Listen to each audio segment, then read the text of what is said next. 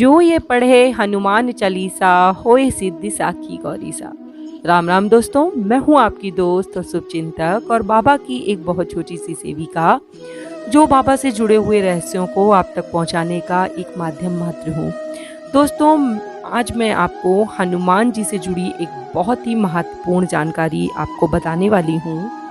आज मैं आपको बताऊंगी कि हनुमान चालीसा को आपको किस ढंग से पढ़ना चाहिए कि वो हमारे लिए ज़्यादा से ज़्यादा लाभकारी सिद्ध हो। उससे पहले मैं आपसे एक प्रश्न पूछना चाहती हूँ, जो हनुमान चालीसा से जुड़ा हुआ है। मुझे सुनने वाले ज़्यादातर लोग हनुमान चालीसा का पाठ अवश्य करते होंगे, तो आपको ज़रूर ये उत्तर आता होगा। तो प्रश्न मेरा ये है कि हनुमान चालीसा को किसने लिखा था? आपके ऑप्शन हैं कबीरदास जी, रामानंद, नंददास और तुलसीदास। आप अपना उत्तर हमें कमेंट में ज़रूर भेजें। दोस्तों, अब आती हूँ अपने मेन टॉपिक की तरफ कि हमें हनुमान चालीसा को किस विधि से पढ़ना चाहिए जिससे इसका ज़्यादा से ज़्यादा लाभ हमें प्राप्त हो।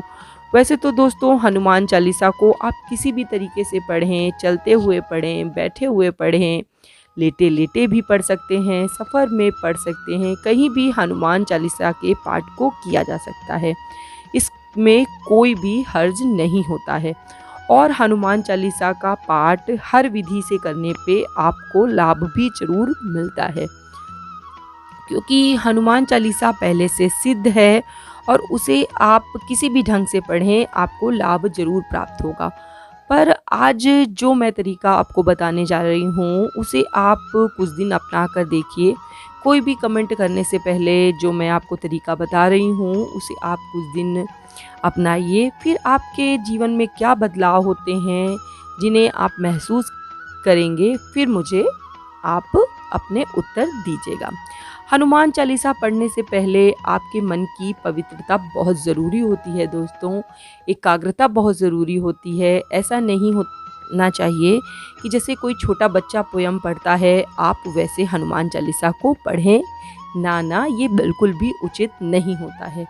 दोस्तों, आपको ऐसा भी नहीं करना है कि 2 दिन आपने सुबह हनुमान चालीसा पढ़ ली, 2 दिन आपने शाम को हनुमान चालीसा पढ़ ली और 2 दिन आपने हनुमान चालीसा का पाठ किया ही नहीं। आपको ऐसा भी नहीं करना है। आपको हनुमान चालीसा पढ़ने का एक समय निर्धारित करना होगा। आपके पास जब भी टाइम हो, आपके पास सुबह टाइम हो तो आप सुबह पढ़िए, आपके पास दोपहर में टाइम हो, शाम को टाइम हो, रात में टाइम हो, जब भी आपके पास समय हो आप इसको पढ़िए, लेकिन पूरी एकाग्रता और उच्चारण की शुद्धता के साथ इसको आपको पढ़ना चाहिए। दोस्तों, आज मैं आपको 3 नियम बता रही हूँ, या 3 आप एक कह सकते हैं कि उपाय बता रही हूँ, जिसको अगर आप करते हैं तो आपकी हनुमान चालीसा जो है, आपके द्वारा पढ़ी जा रही हनुमान चालीसा जो है, आपके लिए विशेष फलदायी होती है। सबसे पहले आपको आचरण की शुद्धता पर विशेष मायने रखना है, आपको विशेष ध्यान रखना चाहिए।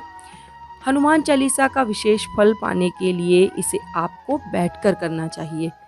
बैठने के लिए आपको किसी ऊनी आसन जो लाल रंग का हो तो वो बहुत अच्छा रहता है, क्योंकि कभी-कभी हम क्या करते हैं कि स्नान करके आए और खड़े-खड़े हमने ज़मीन पर खड़े-खड़े हनुमान चालीसा का पाठ प्रारंभ कर दिया, पर ये अच्छा नहीं होता है।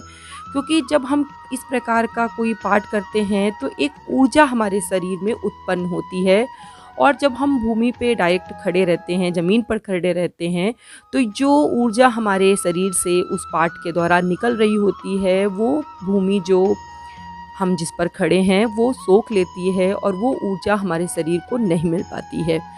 तो इसलिए आपको क्या करना है कि आसन बिछाकर आपको हनुमान चालीसा का पाठ करना चाहिए, क्योंकि जो ऊनी कपड़ा होता है, जो मोटा आसन होता है, उस पर जब हम बैठकर ऊर्जा जब हनुमान चालीसा का पाठ करते हैं, तो पाठ के दौरान उत्पन्न होने वाली ऊर्जा जो होती है वो ज़मीन में नहीं जाती है और हमारे शरीर में लौटकर प्रवाहित होने लगती है, जिससे हमारे शरीर में गजब के बदलाव होते हैं। और इसका आप उदाहरण इस बात से ले लीजिए कि जैसे हमें जब बहुत ठंड होती है, हम कंबल ओढ़ते हैं या ऊलन कोई कपड़ा ओढ़ते हैं या पहनते हैं तो हमें ठंड लगना बंद हो जाती है, क्योंकि वूलन जो कपड़ा होता है वो हमारे शरीर में उत्पन्न जो गर्मी होती है उसे हमारे शरीर के अंदर समेट कर रखता है, बाहर निकलने नहीं देता। तो आपको हमेशा जो पूजा पाठ करनी है, कोई भी पूजा पाठ आप कीजिए, उसे बिना आसन के आपको नहीं करना है, इससे आपको उसका भरपूर लाभ नहीं मिलेगा। दूसरा, आपको एक बहुत ही महत्वपूर्ण जो बात याद में रखनी है कि आपकी चालीसा को पढ़ने में नियम होना चाहिए, तो आपको इसका अलग सा या विशेष फल आपको प्राप्त होगा। आपको इसको कुछ दिन करके देखना होगा। ऐसा नहीं कि आपने 2 दिन हनुमान चालीसा पढ़ लिया तो आपने सोचा कि ये क्यों नहीं हमको लाभ दे रही है, ऐसा नहीं है। कोई भी आप पाठ कीजिए तो उसमें आपको कुछ समय देना होगा, तो इसके लिए आप कम से कम 21 दिन या 41 दिन का हनुमान चालीसा का अनुष्ठान करके देखिए। अगर इतना आपसे नहीं होता तो कम से कम 11 दिन या 5 दिन का तो आपको नियम ज़रूर करना होगा, क्योंकि आजकल समय बहुत कम होता है, सारे लोग बहुत बिजी होते हैं, लेकिन कुछ समय आपको पूजा पाठ के लिए देना होगा, तभी इसका आपको विशेष फल प्राप्त होगा। वैसे तो हनुमान चालीसा आप किसी भी ढंग से पढ़ें, आपको उसका फल ज़रूर मिलेगा, लेकिन अगर आपको कुछ विशेष फल की कामना है, किसी विशेष इच्छा की प्राप्ति के लिए आप अगर हनुमान चालीसा का पाठ कर रहे हैं, तो आपको इन नियमों को ज़रूर मानना होगा। तीसरा, जो बहुत ही ज़रूरी आपको हनुमान चालीसा पढ़ने के दौरान करना है, वो है राम जी का जाप। हनुमान जी की विशेष कृपा पाने के लिए आपको राम जी को प्रसन्न करना चाहिए, क्योंकि राम जी अगर खुश हैं तो हनुमान जी तो ऑलरेडी ही खुश रहते हैं। और मैंने हमेशा कहा है कि हनुमान जी को अगर पाना है तो आपको राम जी को प्रसन्न करना ही होगा।